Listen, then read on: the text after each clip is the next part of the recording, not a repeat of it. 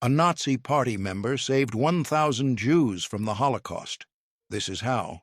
His name was Karl Plagge, Wehrmacht Major, commander of a vehicle repair workshop in Nazi-occupied Lithuania.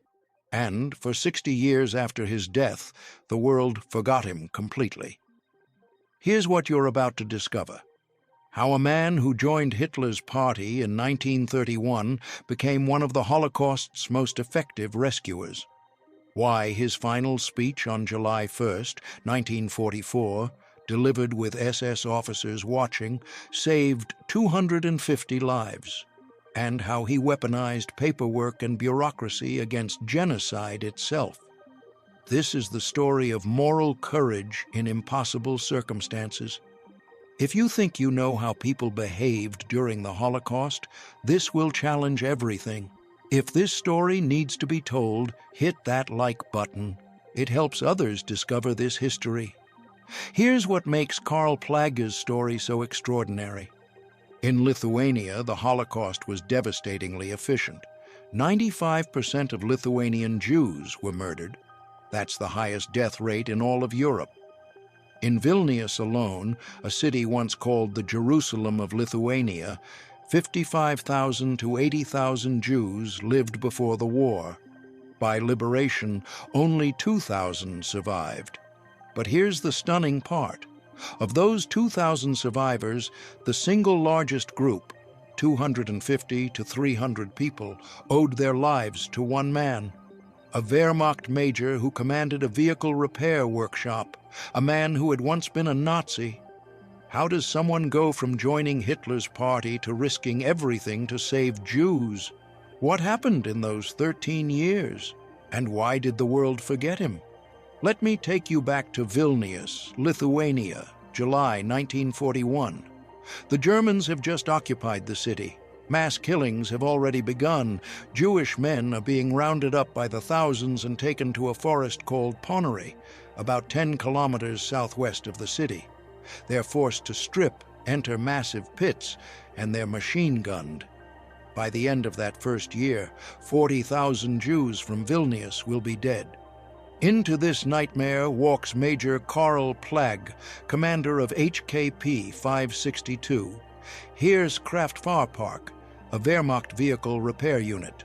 He's an engineer from Darmstadt, Germany, educated at the Technical University, fought in World War I, spent 3 years as a British prisoner of war, contracted polio that left him with a permanent limp. He's 44 years old, and he's about to witness something that will change everything. Here's what Plagge himself said in his 1947 testimony. When I arrived in Poland, he actually meant Lithuania, I saw unimaginable things I could not support. I decided then and there to work against the Nazis. Think about that for a moment. A Wehrmacht officer, in occupied territory, surrounded by SS death squads, and he decides to resist. But here's the fascinating part, the part that makes this story so complex and so human. Plagge wasn't always against the Nazis. He joined the party in 1931. Not in 1933, when Hitler took power and everyone was joining. No, in 1931, when the party was still fighting for control of Germany. Why? In his own words, I believed in Hitler's social promises and economic prosperity. Germany was devastated after World War I. The Treaty of Versailles had crushed the economy. Millions were unemployed. And here was a party promising to rebuild, to restore dignity, to make Germany whole again. Plagge even became active in the party. He served as a local bloc leader. He became chief of the Educational Institute of the Nazi Party in Darmstadt. But then something happened. They wanted him to teach Nazi racial ideology, the pseudo-scientific garbage about superior and inferior races, and Plagge, as a trained engineer, as a scientist, refused. He considered it unscientific.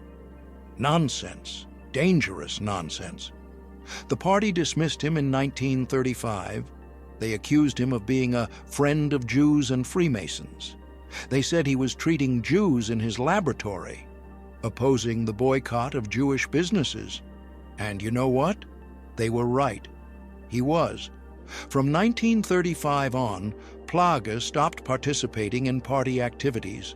When he was drafted into the Wehrmacht in September 1939, he formally canceled his Nazi party membership. So when he arrived in Vilnius in July 1941, he wasn't a convinced Nazi. He was a disillusioned former party member who had already been branded unreliable by the party leadership. And what he saw in Vilnius, the mass killings, the brutality, the systematic extermination of an entire people, it didn't just disgust him, it activated him. This is where our story really begins. Because over the next 3 years, Major Karl Plagge is going to build one of the most sophisticated rescue operations of the Holocaust, hiding in plain sight, using bureaucracy as a weapon, turning a vehicle repair workshop into a haven for over 1,000 Jews. To understand what Plagge did, you need to understand Vilnius and the world he was operating in. Vilnius, or Vilna as it was called in Yiddish, was known as Yerushalayim Delita, the Jerusalem of Lithuania. For centuries it had been a center of Jewish learning, culture, and life. Before the war, Jews made up 40% of the city's 200,000 residents. This wasn't a small community. This was a thriving, integral part of the city's identity. When the Nazis occupied Vilnius on June 24, 1941, they moved fast. Within days, the killing began.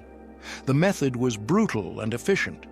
Round up Jews, usually men first, march them to Ponary Forest, force them into pits, shoot them.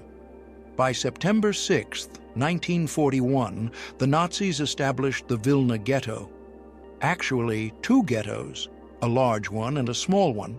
They crammed the surviving Jews into these tiny areas, and the killings continued. This is the context when Plagge arrives in July.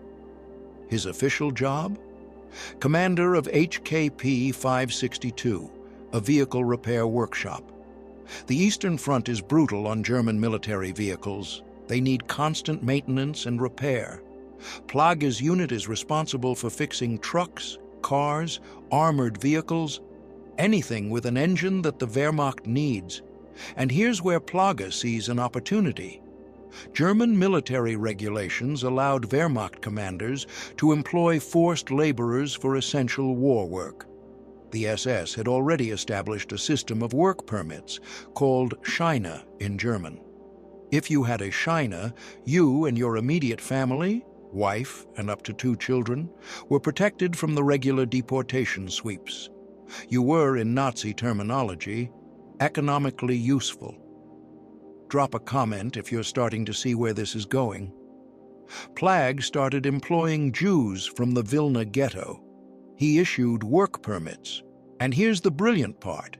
He certified these workers as essential skilled mechanics, regardless of their actual skills.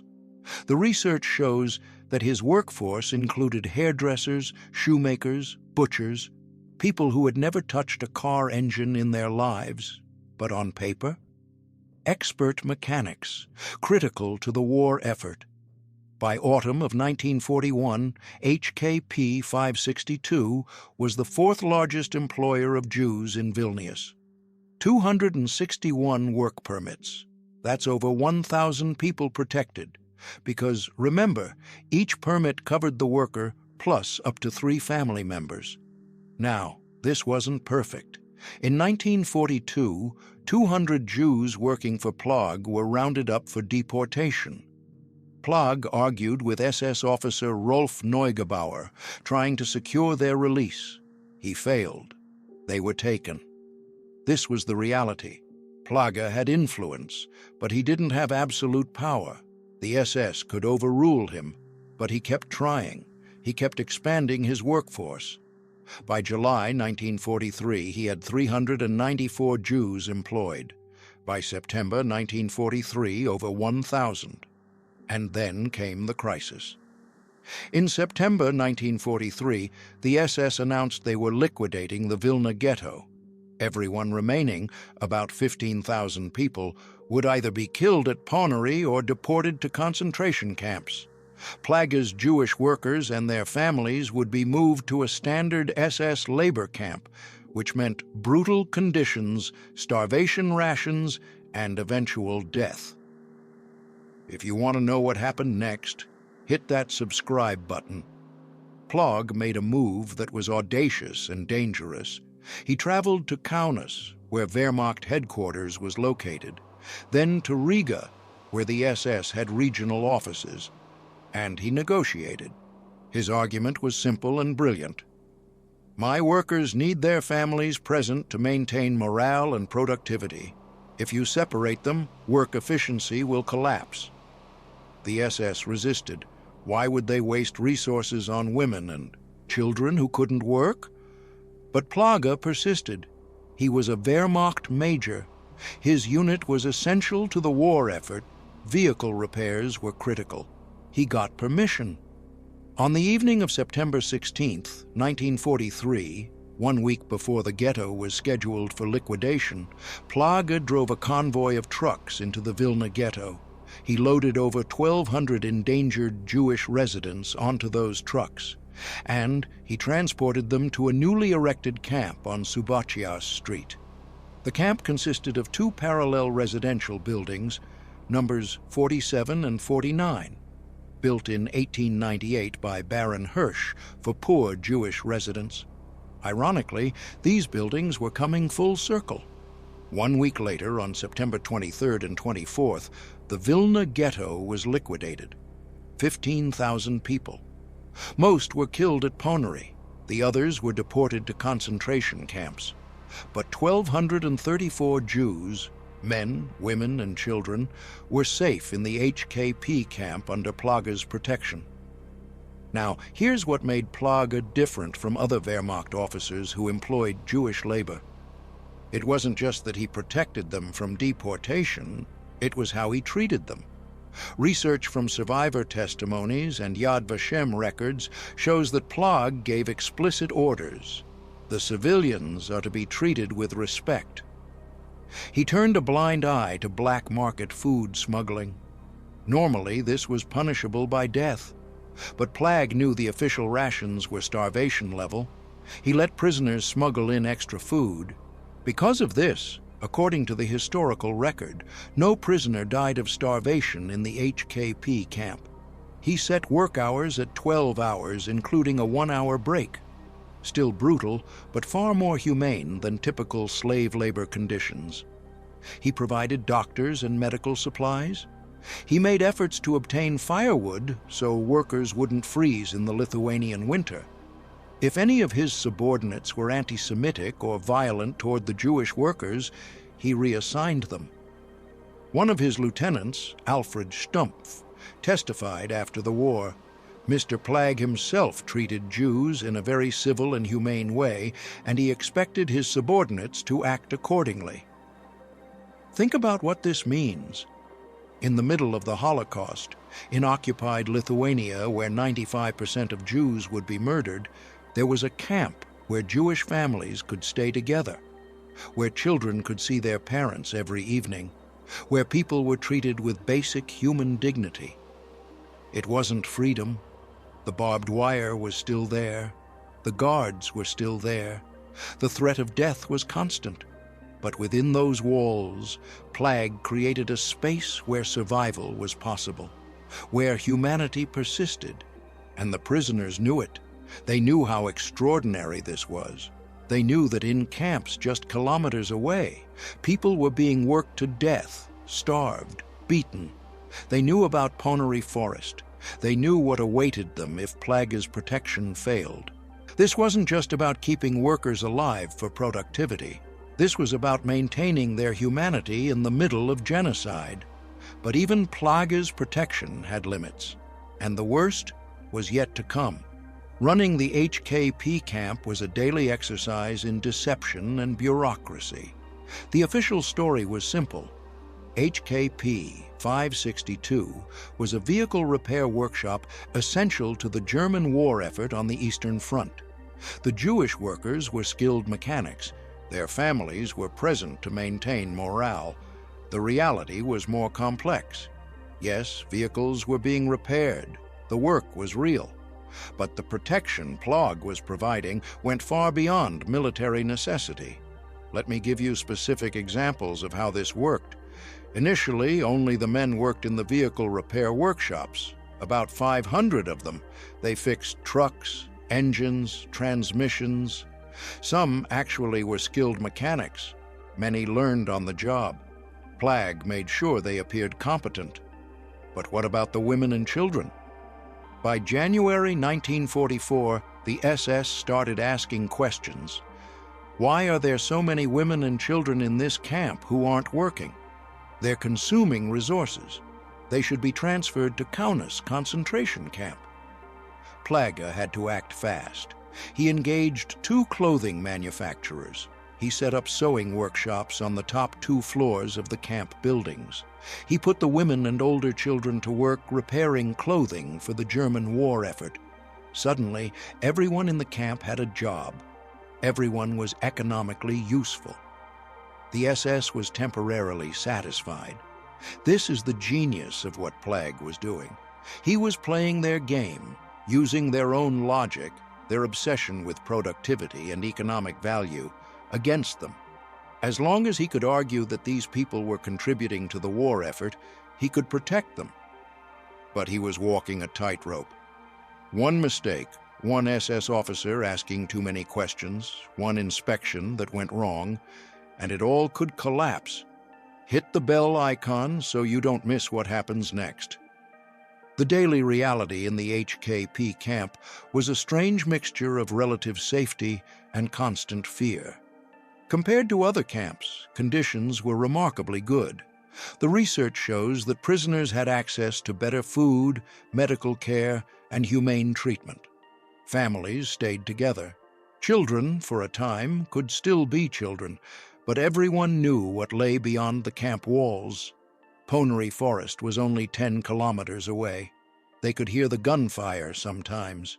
They knew that thousands of their friends, relatives, neighbors had been murdered there, and they knew that Plagge's protection, however genuine, was fragile. The camp operated according to strict routines: morning roll call, work assignments, the men to the vehicle workshops, the women to the sewing workshops, children helping where they could, evening return. The German guards, carefully selected by Plagge, maintained order but without the brutality typical of SS guards. Plagge himself was a visible presence. He would walk through the workshops, inspect the work, talk to the prisoners. Respectfully, according to survivor testimony. He knew many of them by name. One survivor, Pearl Good, we'll come back to her story later, was 14 years old in the camp. She remembered Plagge as a very special man. He was always fair. But fairness wasn't enough to stop what came next. March 27th, 1944. A date burned into the memory of every HKP survivor. Plagge was on leave, visiting his family in Germany. He wasn't present, and the SS knew it. Early that morning, SS units under the command of SS Hauptscharführer Martin Weiss, a man so brutal that even in the ghetto they called him Weiss das Schwarz, White, the Black, stormed into the HKP camp. They came for the children. There were about 250 children living in the camp, infants to teenagers. That morning, the SS rounded up the vast majority of them, tore them from their parents' arms, loaded them onto trucks. They were taken to Ponary Forest, and they were murdered.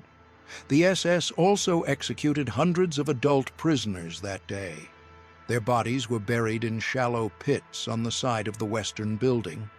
This operation, called a Kinderaction, a children's action, was part of a coordinated effort across all Lithuanian camps.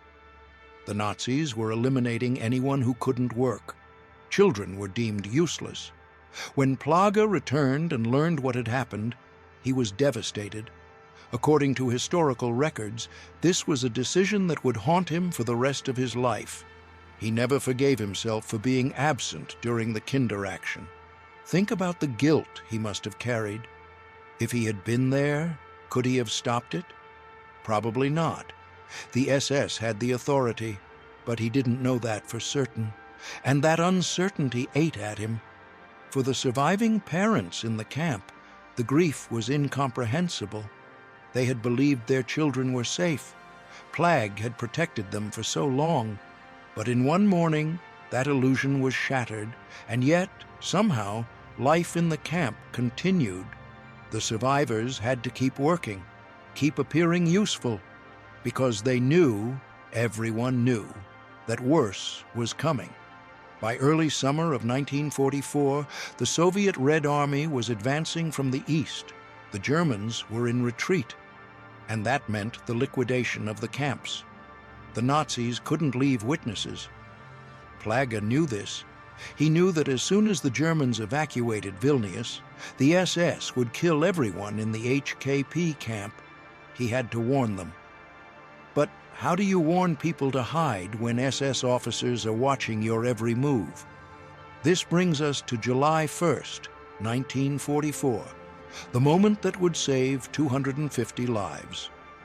Plagge gathered all the camp prisoners for what he called a farewell speech.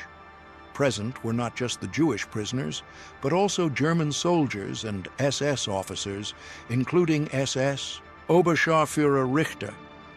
He had to speak carefully. If he was too obvious, the SS would arrest him and kill the prisoners immediately. But if he was too subtle, the prisoners wouldn't understand. This is what he said, and I'm paraphrasing the historical record here, but this is as close as we have. He thanked the workers for their service. He said he had been ordered to evacuate with the Wehrmacht. He didn't know what would happen to the prisoners after he left, but he wanted them to know something. He told them that the SS had different plans for them than the Wehrmacht did. He said that he had always tried to do his best for them. And then, and this is the critical part, he said that he had heard that in other camps, when prisoners were told to assemble for evacuation, those who assembled were taken away. But those who did not assemble had better chances. Read between those lines. Don't assemble. Hide. Some of the prisoners understood immediately. Others were confused, but the message got through. Plagge left Vilnius with the retreating German forces on July 2, 1944. On July 3rd, the SS ordered all HKP prisoners to assemble for evacuation. About 500 people appeared at the roll call. They were taken to Ponary Forest and shot. But based on Plagge's warning, hundreds of others had hidden. In attics, in basements, in false walls, in sewers. They stayed hidden for days. On July 13, 1944, the Soviet Red Army liberated Vilnius. 250 to 300 Jews emerged from hiding, the largest single group of Jewish survivors from Vilnius. All because a Wehrmacht Major had figured out how to warn them without getting them, or himself, killed. After the war, Karl Plagge went home to Darmstadt, Germany. He returned to his engineering work. He lived quietly. He never spoke publicly about what he had done in Vilnius. And here's the thing that makes this story even more remarkable. He almost faced punishment for what he did. In 1947, Plagge went through denazification proceedings.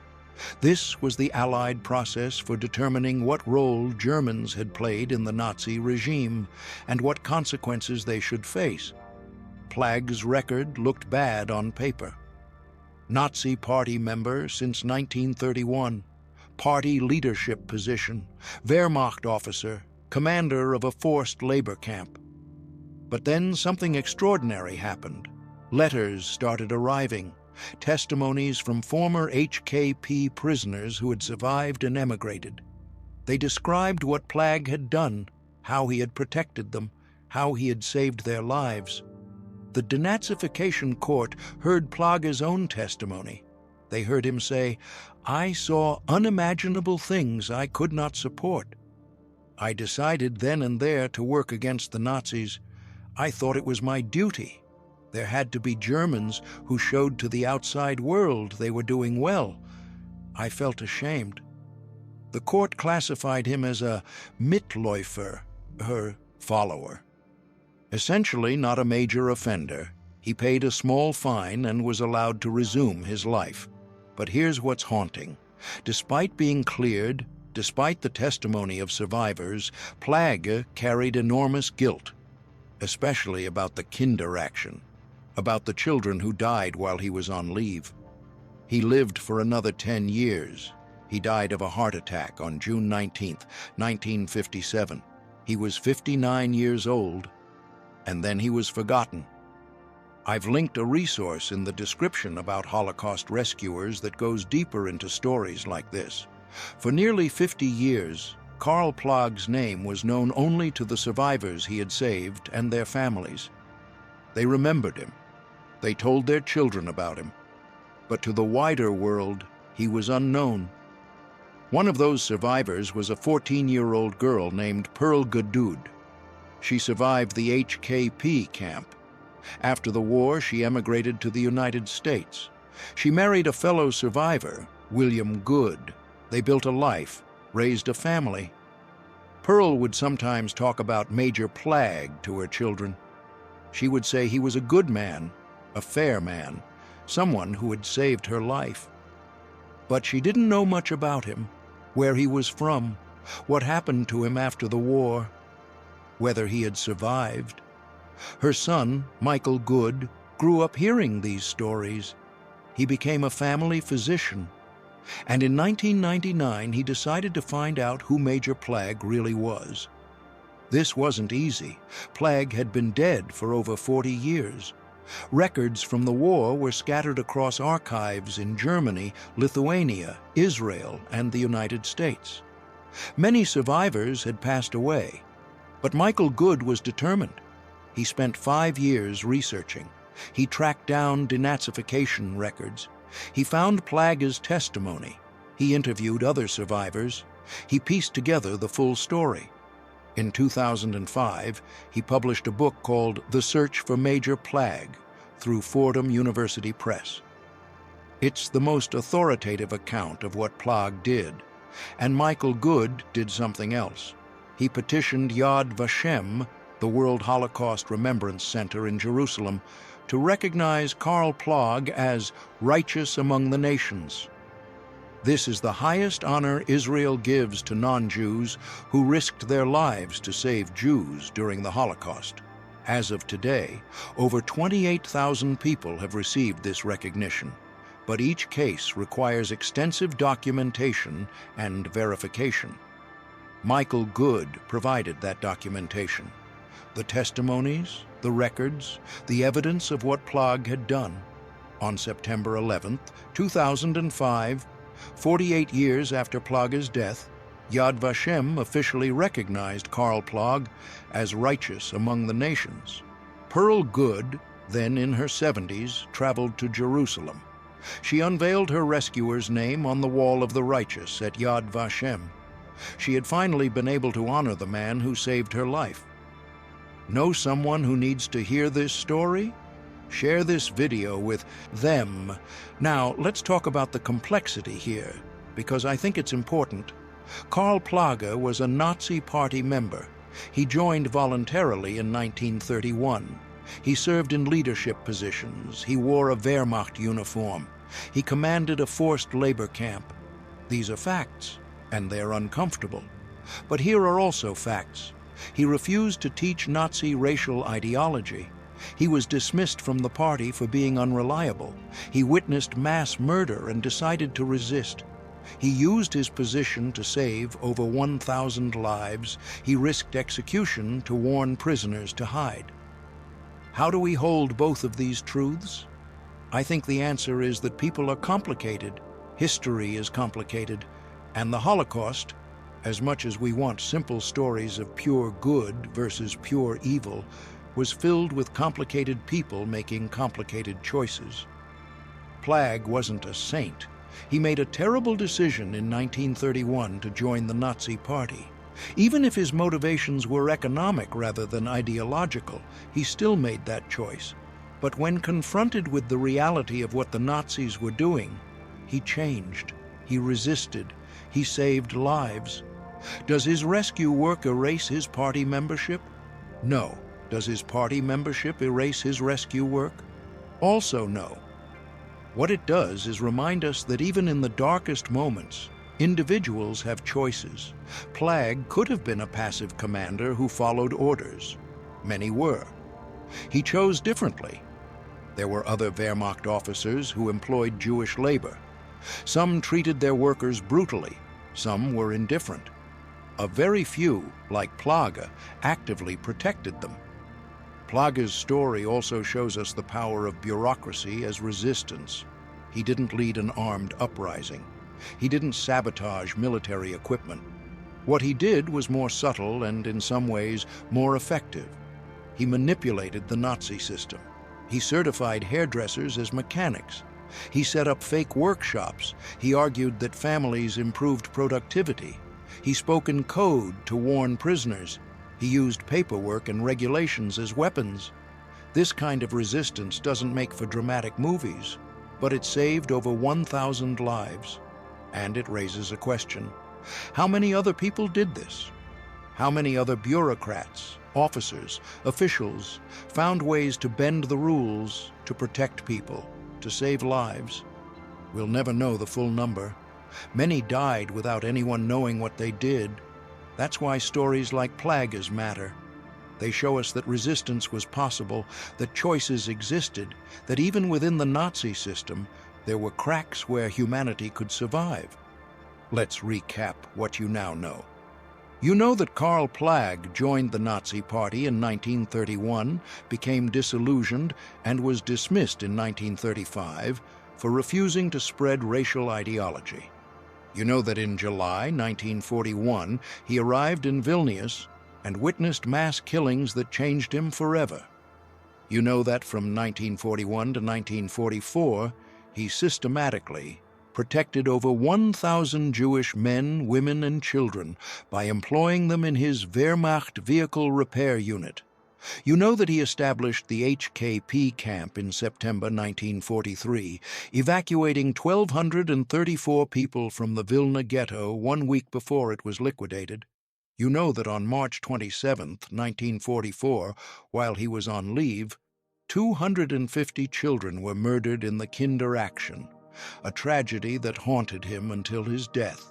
And you know that on July 1, 1944, he gave a coded warning speech that saved 250 to 300 lives. You started this video learning about a Nazi party member. You now understand that he became one of the most effective Holocaust rescuers in Lithuania, saving the largest single group of Jewish survivors from Vilnius. Lithuania had the highest Jewish mortality rate in Europe, 95%.